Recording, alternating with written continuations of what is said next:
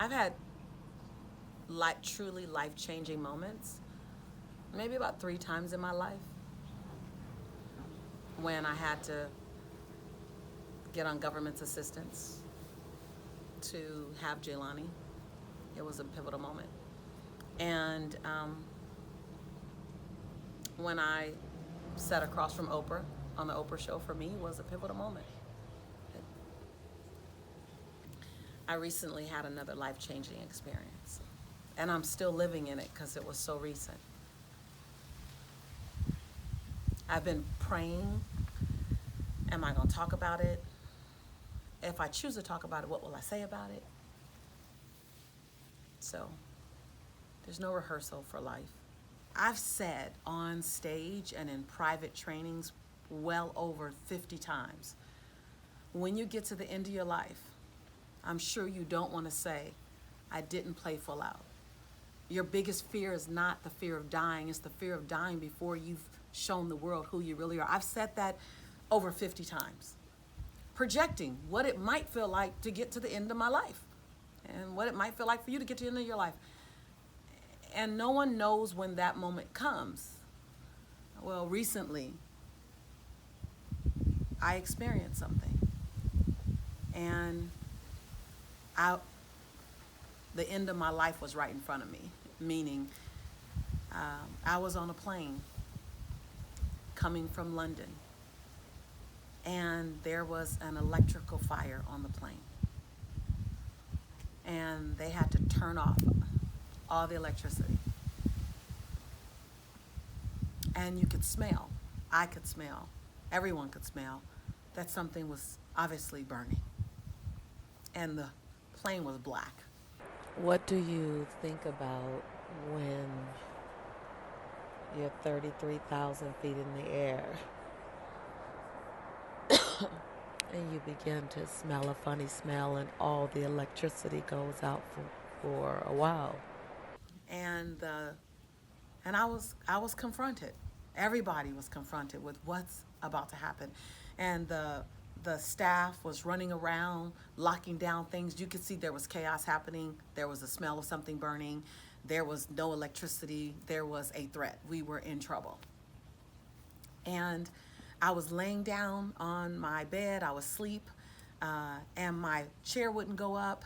And while that might not be a big deal normally, but in the face of emergency, my shoes were locked under my chair, my purse, my ID, my passport was locked under my chair, and there was just this blackness in the plane. And honestly, no one knew, are we just gonna fall out the sky? And after what seemed like forever, but was probably only 5-7 minutes, the pilot comes on and says, there's something burning. And he didn't say what the something was. And so no one knew what's burning, what's happening. We have to turn off the electricity. Okay, what does that mean? Silence again. I realize I'm still upset about it. Silence for a long time. I began to think about my entire life. See, when I was 25, I read a book.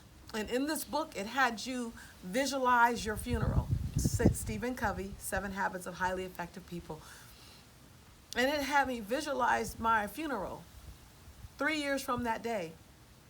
And the question Stephen Covey asked me in the book was, what will people say about you? What kind of friend were you? What kind of mom were you? What kind of neighbor were you? What kind of family member were you? What will they say about you at your funeral? And I remember at age 25, I wanted them to say more than what I had already done. I was a good person, but I wanted to be memorable. I wanted my legacy. I wanted my obituary to be full. I remember at 25, I was in Spokane, Washington, when I read this part of the book. And I never forget saying, God, if you get me home on the plane safely, I'm going to really live the life that tells the story that I want to be told about Lisa Nichols. Now, I still went on to get fired. from 5 different jobs. I went on to be on government's assistance. I went on to run out of money and have to wrap Jelani in Pampers. I went on to a lot of drama, but I at least had the vision to fast forward. I'm sitting on the plane at 53 and the electricity goes out. And I don't know if I'm gonna fall out of the sky. And no one knew, not even the staff, no one, not even, I believe, the pilot. And if he did know we were okay, he didn't tell us. And I remembered in that moment when I was 25 and I wanted to go create a legacy. I wanted to go create a story. So I pulled out my video camera.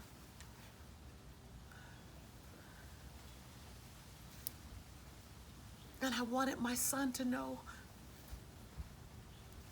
that mommy has no regrets.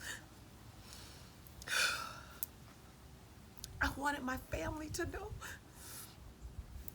that I lived a good life and that I lived the life that would create the story that I wanted to be told about me. And I recorded myself in all of my uncertainty. And I sent it to a very good friend, a very special person in my life, because I knew that they would hold it. And if the plane was gonna crash, we had to get under 10,000 feet in order for it to crash. And at some point, hopefully, prayerfully, it would go through and my family would see the video.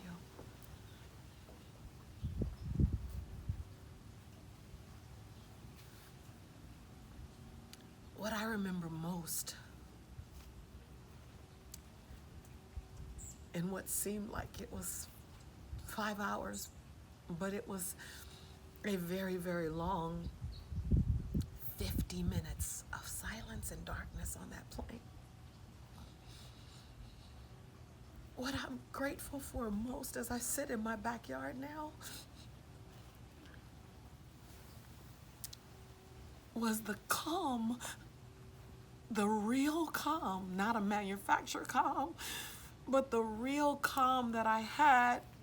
And these are gratitude tears. The calm I had that said, I made good with my dash. The dash between my birthday and what could have been my transition day that night. I made good. I played full out. I served. I was obedient. When I fell, I got back up. And when I won, I didn't just win for me. I wanted to help other people win. I won't go into the details of what I felt, but what I prayed was that any person in the final stages of their life could have the calm I had on the plane that day. Because that calm was me not wondering if I'll hear from God, job well done, my child. God didn't say be perfect. God just said do your best.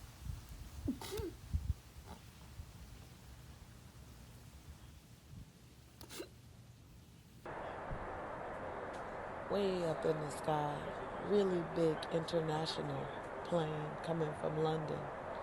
A lot of people getting nauseous and throwing up and crying and wanting to move their seats to sit next to their loved ones so they can hold their hand. And I have this, I don't know, really weird, strange calm. Definitely not a superhero calm. More like a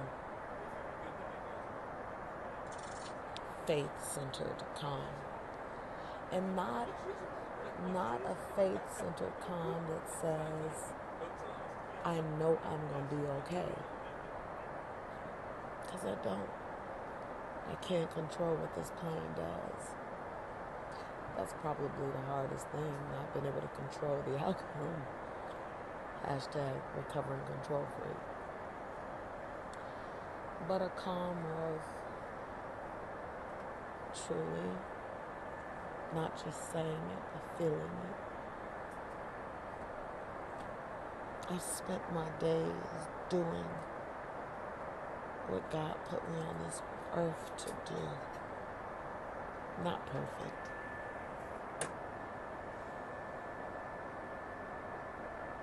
Not perfect. But my best. I gave my best. Yesterday I gave my best. The day before that I gave my best. The week before that I gave my best. I gave my best. That's my crazy, weird calm right now. I want to have 40 more years. I want to see my son again. I want to see his beautiful wife, my daughter in love. I want to see my family. I want to kiss Marcellus again. God willing, I will. God willing, I will.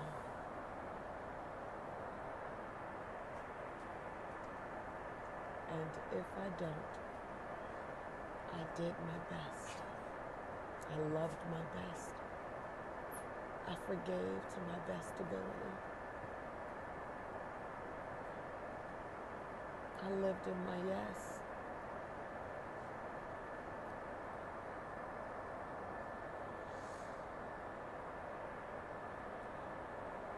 It's not over yet. I don't believe there's more for me to do. And I'm at peace. God land this big bird.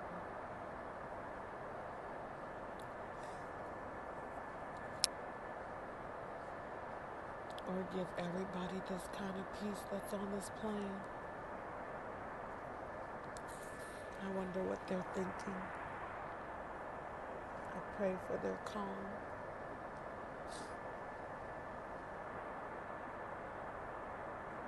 I'm grateful.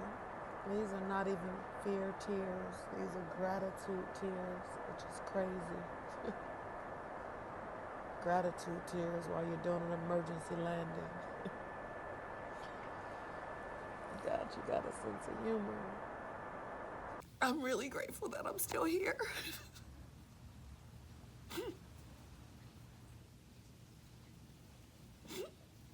I'm grateful that I get to see my son again.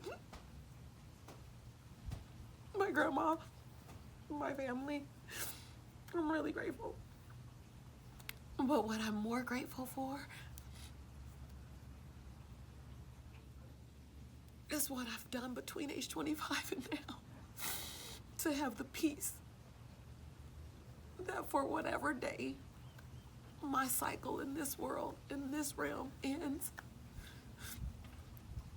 that I feel like I played full out. So I challenge you, I charge you, I honor you with the invitation to either continue or start writing the story that you want to be told about you. Write your legacy in the way you love, the way you forgive, how big you play. Don't wait another day to go and be available for love. Don't wait another day to leap for your dreams. Don't wait another day to be given permission to live your dreams. Don't wait another day, because that is a bold assumption that you have another day. And God be willing, you have hundreds, thousands of more days. But don't take for granted today. Don't hold someone hostage to a past decision, a small moment in their life. Forgive today. Don't wait another day or week or month to tell someone you love them. Tell them today. Don't wait another minute to love on you, bigger, greater, bolder. Love today, because today is what we know we have. Today, right now is what we know we have. Everything else It's a possibility and a wish. So what are you doing with your now? What are you doing with your now? How are you loving in your now? How are you playing in your now? How are you forgiving in your now? How are you asking for forgiveness in your now? I wrote the book Abundance Now, and it meant a lot then, but it really means a lot now. So I would apologize for my tearful message today, but I don't think anybody should mind tears of gratitude. And my son is on his way over right now, so my family doesn't even know. I didn't show them the video. I didn't tell them. Before you see this, I'll tell them to respect them. But thank you for letting me share it with you. And I hope that in some way I've inspired you to live the legacy that you want and to write your obituary by the way you live and to be comfortable making your dash dance